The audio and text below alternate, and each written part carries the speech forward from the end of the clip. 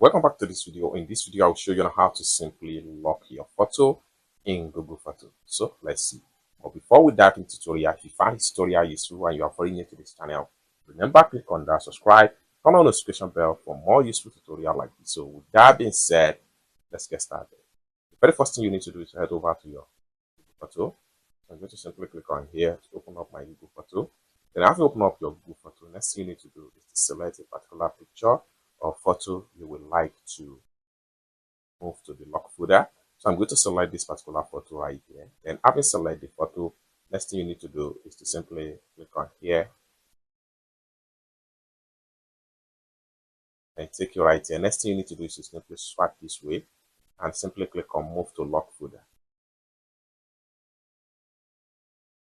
Move to lock folder. This photo and video will be hidden and won't show up in your scroll through the Google Photo or in other apps, won't be back up. What you need to do next is to simply click on move. Moving to lock folder. It's as simple as that. You can click on view right here and open your lock folder. This will allow you to see the photo that you have in your lock folder, just like what you see right here. You can see all my lock folder right here. And for you to search for all lock folders in your Google Photo, and for you to search for lock folder, it's as simple as come to the search right here. And then what you need to do is to simply type in lock folder right here, lock, and you have lock folder.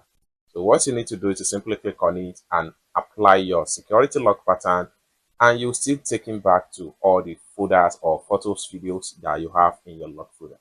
It's as simple as that. So basically, this is how to simply lock photo in Google Photo. I hope you really got value for this video. Find this video useful, give this video a big like, and also remember to subscribe to the channel for more useful tutorial like this. Thank you so much for watching, and I hope to see you in my next video. Bye for now.